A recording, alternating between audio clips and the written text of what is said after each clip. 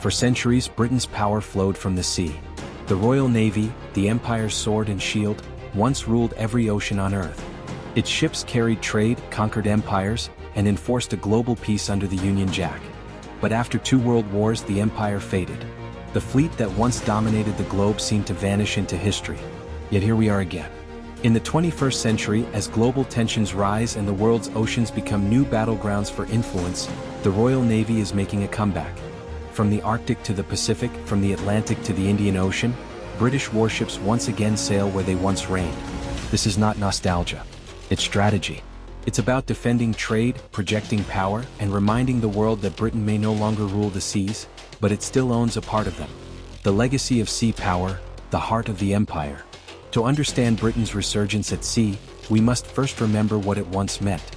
For over 3 centuries, the Royal Navy was not just a military force, it was the engine of empire. At its peak in the 19th century, the Navy controlled more than half of the world's warships. Its global network of bases, Gibraltar, Malta, Singapore, Bermuda, the Falklands, and beyond, allowed it to patrol the entire planet. From the defeat of the Spanish Armada in 1588 to Trafalgar in 1805, the Royal Navy became the instrument of Britain's survival and supremacy. It guarded the British Isles from invasion, secured sea lanes for trade, and projected imperial might into every hemisphere. But victory came at a cost. The 2 world wars drained Britain's treasury, decimated its fleet, and forced it to hand over global leadership to the United States. By the 1970s, the once great Royal Navy had been reduced to a shadow of itself. The empire was gone. The fleet shrank.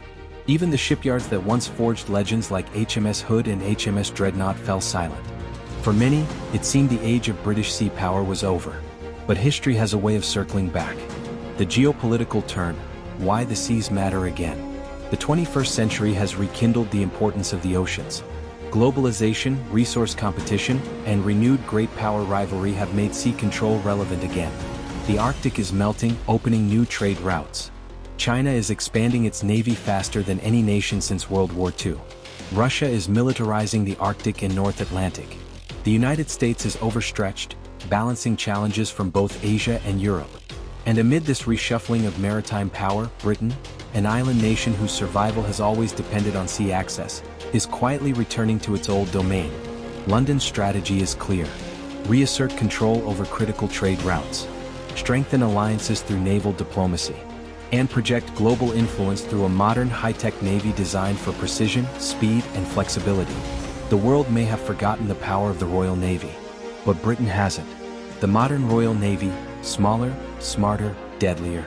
Gone are the days of massive fleets lined with hundreds of ships. The modern Royal Navy is smaller in size but larger in impact.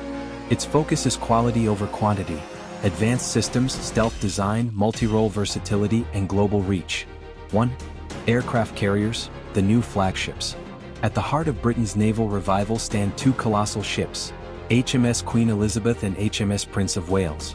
Each over 280 meters long and displacing 65,000 tons, these carriers are the largest warships ever built in Britain, symbols of a nation returning to the high seas with confidence. Equipped with F-35B Lightning II stealth fighters, these floating air bases give the UK unmatched flexibility. They can operate as strike carriers, command hubs, or disaster relief centers anywhere on Earth. The carriers represent a simple truth. Britain wants to be a global navy again. When HMS Queen Elizabeth deployed to the Indo-Pacific in 2021 with a multinational strike group, including US, Dutch, and Japanese ships, it wasn't just an exercise. It was a statement. Britain is back in the Pacific. 2. Destroyers and frigates, guardians of the fleet. Supporting the carriers are some of the world's most advanced escorts, the Type 45 Daring-class destroyers. With cutting-edge radar systems and the Sea Viper missile defense system, these ships can track hundreds of targets simultaneously, from low-flying drones to ballistic missiles. Their role: protect Britain's fleet and allies from air and missile threats. Meanwhile, the Type 23 and upcoming Type 26 frigates form the backbone of the Royal Navy's anti-submarine warfare force. The Type 26, also known as the City class, is being built to hunt the stealthiest submarines in the world, including those operated by Russia.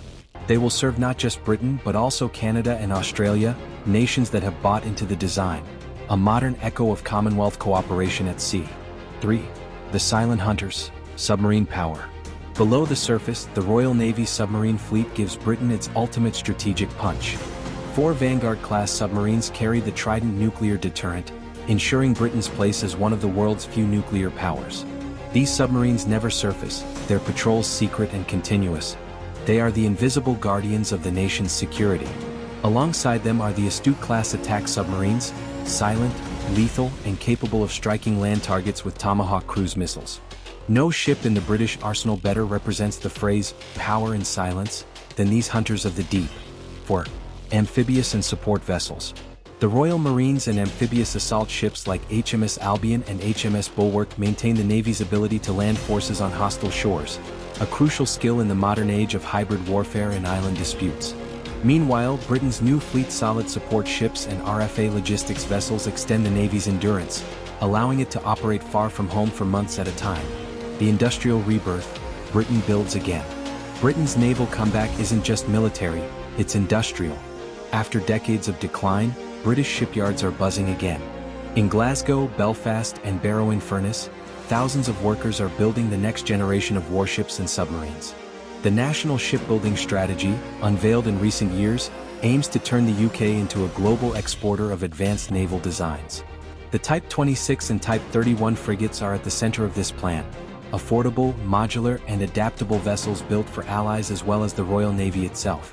Shipbuilding, once the pride of Britain's industrial revolution, is once again a symbol of national revival. Each vessel launched is more than steel and technology, it's a declaration that Britain's maritime spirit never died. The Blue Water Ambition, Britain's global strategy. Britain's Navy isn't rebuilding for nostalgia, it's building for relevance. In an era defined by contested waters, the South China Sea, the Arctic, the Persian Gulf, sea power is the ultimate currency of influence. And the Royal Navy, though smaller than the US Navy or China's plan, is strategically positioned to be a global connector, an agile, mobile force linking NATO, the Commonwealth, and Indo-Pacific democracies. 1. Atlantic defense and the Arctic frontier. The North Atlantic remains the Royal Navy's traditional domain. Here, British submarines and frigates patrol the cold depths, tracking Russian movements and protecting transatlantic cables, the unseen arteries of the global economy. The Joint Expeditionary Force, JEF, led by Britain and including Nordic and Baltic partners, represents a modern coalition designed to deter aggression in Northern Europe. As Arctic ice melts, Britain is expanding its operations northward, securing its role as NATO's northern gatekeeper. 2. The Indo-Pacific tilt. Perhaps the boldest part of Britain's maritime strategy is the Indo-Pacific tilt. This policy reflects London's recognition that the world's economic and strategic future lies in Asia. Through joint exercises with Japan, Australia, and the United States, Britain has positioned itself as a reliable global player, one capable of bridging European and Pacific alliances. When HMS Queen Elizabeth sailed into the South China Sea in 2021, escorted by American and Dutch warships, it wasn't merely symbolic. It was a geopolitical signal to Beijing. Britain still sails where freedom of navigation is at stake. 3. The Mediterranean and the Middle East. From Cyprus to Bahrain, the Royal Navy maintains bases and deployments that secure vital trade routes through the Suez Canal and the Strait of Hormuz. The UK Maritime Component Command, UKMCC, in Bahrain anchors Britain's presence in the Gulf, protecting energy supplies and countering piracy. Every deployment, every patrol reinforces Britain's image as a reliable maritime stabilizer, a nation that may have stepped back from empire, but not from responsibility. Naval diplomacy, flags, friends, and influence. Warships are more than tools of war, they are tools of diplomacy. Every time a Royal Navy ship docks in a foreign port, it projects influence.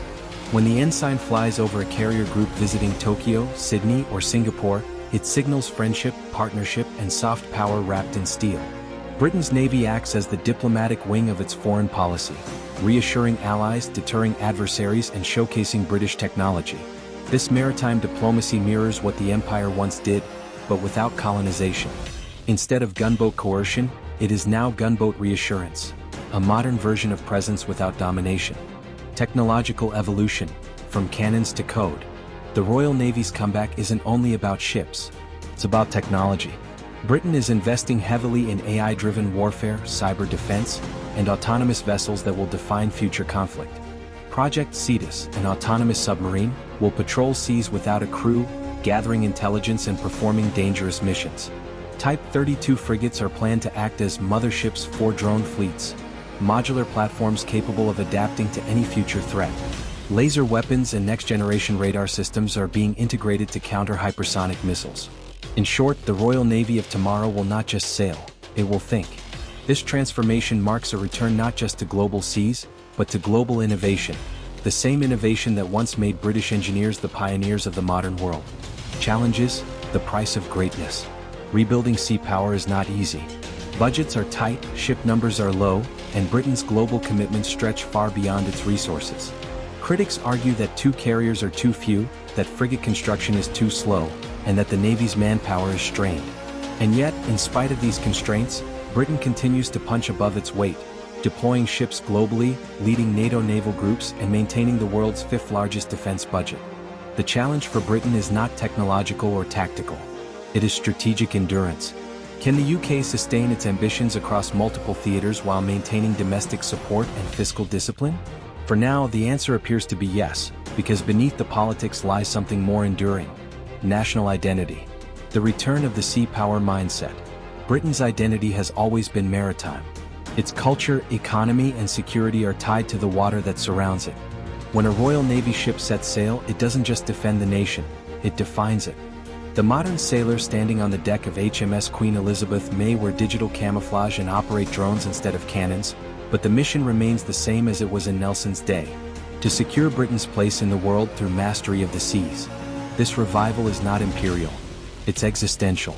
Because in a world where trade, energy, and communication depend on open oceans, Britain's security depends, as it always has, on the power of its navy. Britannia's shadow on the waves. Once, the Royal Navy ruled an empire on which the sun never set. Now, it sails a world where power is shared, contested, and digital, but the ocean is still the same. The waves that carried Drake, Nelson, and Churchill's fleets now carry new ships, new crews, and a new mission. To many, Britain's best days at sea are a memory. But to those who understand strategy, the comeback has already begun. From Arctic patrols to Pacific exercises, from NATO waters to faraway ports, the Royal Navy's ensign is flying high once again. It doesn't command an empire anymore, but it commands respect. And that, perhaps, was always the true power of Britannia.